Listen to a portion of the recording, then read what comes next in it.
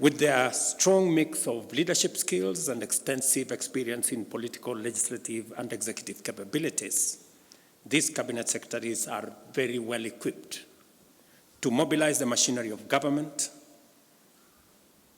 drive them to deliver services to the people of Kenya while steering inclusive development and economic growth that leaves no one behind.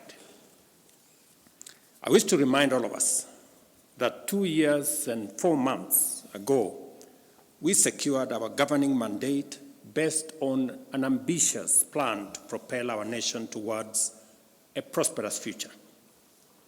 The bottom-up economic transformation agenda is now well underway, with intensive and extensive work being carried out across the country in all priority value chains and cross-cutting enablers that constitute its strategic pillars.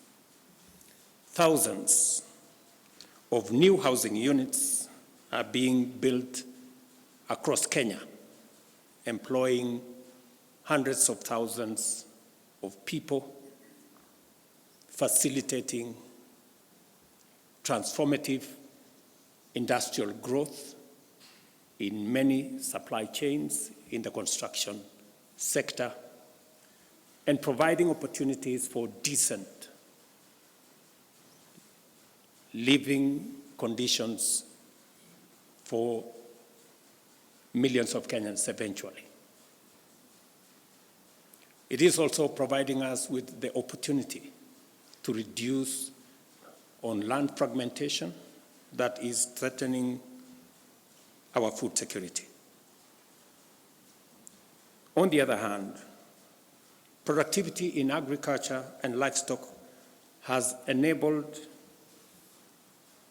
sufficiency and self-sufficiency in critical crops, including maize and sugar, while community health promoters are actively delivering timely and quality primary health care services at the grassroots level as we make unprecedented strides in the universal health coverage plan. I therefore expect you to serve the people of Kenya with dedication, professionalism, fairness, and understanding. Specifically, to my 3 friends. We know each other very well, and we've come a distance together. And I know what you can do for not this administration, but for the people of Kenya. At the Ministry of Agriculture, which I have some experience, there is underway a major transformation, a shift from consumption subsidies to production support. I was very impressed to see the Honorable Kagwe take on the questions from members of Parliament with great understanding of where we want to go from here. And I am sure and confident that the transformation in the agricultural sector that is necessary from enhancing productivity, adding value to what we produce, and finding the routes to market for what we have produced is going to be front and center of your leadership of the team at the Ministry of Agriculture. The procurement of fertilizer has already been undertaken. I will look up to you for leadership on how this fertilizer is going to get to every farmer to make sure that we eliminate any impediments, any shortcomings, the correct fertilizer to the correct farmers. And we have already seen evidence of what making sure that fertilizer is available and affordable, the kind of difference it has made in the productivity of our farmers. I am also clearly aware that you will pick up on matters to do with livestock. We did commit to the dairy farmers, for example, that we will be paying a minimum of 50 shillings. That has been done over the last 6 months. I will look forward to your leadership in making sure that that moves forward. In tea, just to inform you that maybe your first call this afternoon, we have tea that is stuck at the bottom of Mombasa. And yesterday I was talking to your team at the Ministry of Agriculture. We need to find out what are the issues that is causing the clog-up of tea at the port of Mombasa. And the good news around that space is that we enhanced our earnings from tea this last year from 180 billion to 210 billion. And farmers are expecting us to look at the future, and they expect us to do better in the coming year. I have no doubt that you have what it takes to take that forward. My younger brother, Lee, as you may be aware, your ministry will be handling the opening of more markets. Apart from the market we just concluded in the UAE, we're now having a robust conversation with the United States. I had a meeting yesterday with senators from the United States and asking for their support, both on the extension of the Africa Growth and Opportunities Act, which you are very well aware about, that will continue to open markets for our goods and services to the United States on a duty-free and quota-free arrangement. I will be looking to your leadership for our team at the Ministry of Trade, Investment and Industry on concluding those negotiations and making sure that the AGOA market continues to be open, and also on concluding the discussions on the STEEP negotiations, the bilateral arrangement between Kenya and the United States.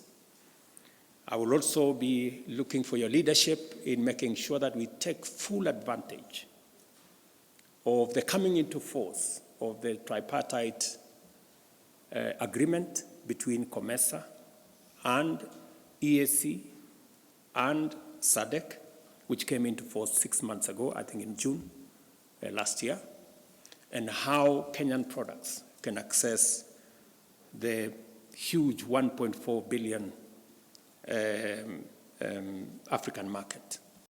I will also be looking for your leadership in making sure that we conclude the 200 plus markets that we are building around the country, and working with devolved units, which fortunately you have been an executive in one of them, to make sure that our farmers have access to decent spaces for them to carry out their business.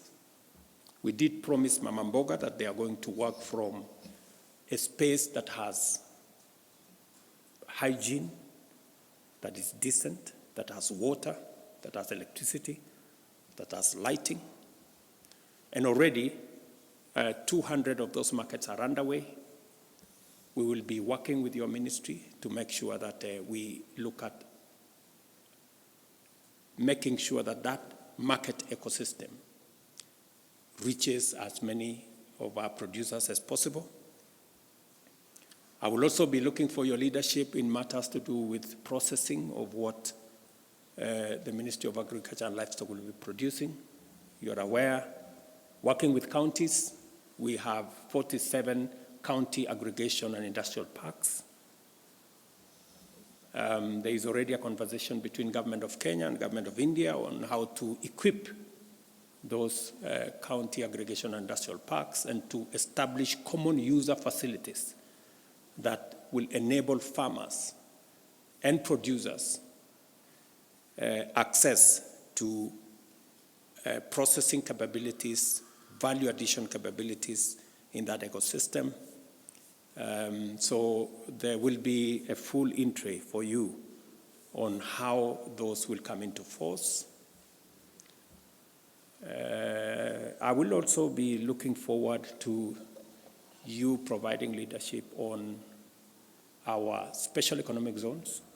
As you're aware, we are establishing 6 new special economic zones in Dongo Kundu, in Sagana, in Thika, in Nakuru, both in Njoro and in Naivasha, in Eldoret, and in Busia.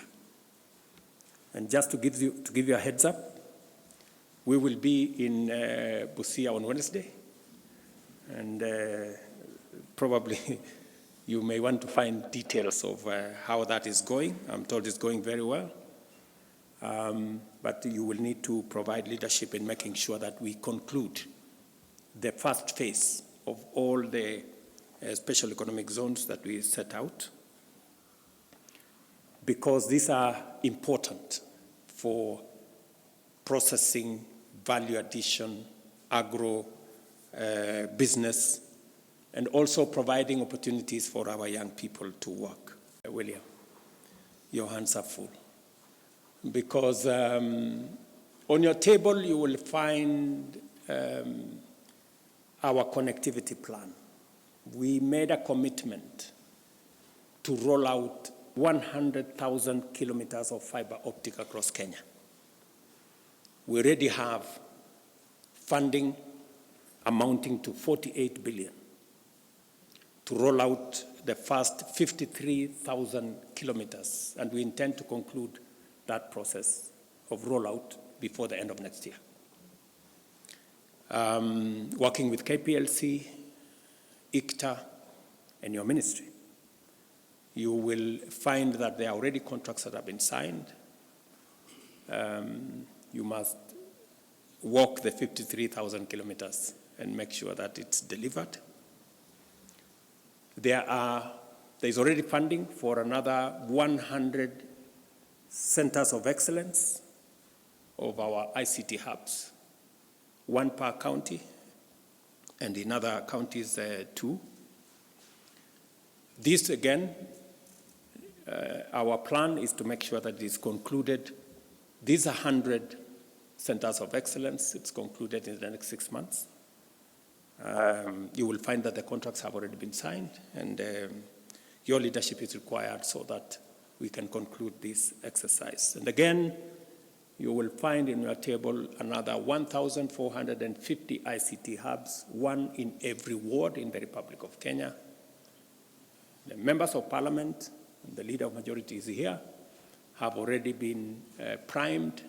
We have made resources available to them, but you will be required to provide the infrastructure, internet, make sure they are connected, you'll provide the computers, and you provide the people to train our young people in those ICT hubs. Good news also is that you will find on your desk that already the World Bank and the government of Kenya have provided resources for 145,000 computers for these ICT hubs.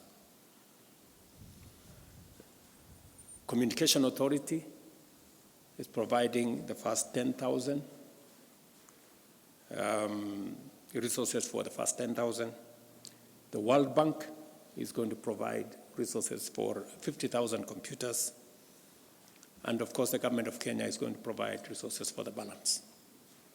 I will be looking to working with you to make sure that we conclude all these arrangements. If there are any loose ends to be tied. Teleperformance, the largest business processing outsourcing company in the world, is now setting up shop in Kenya.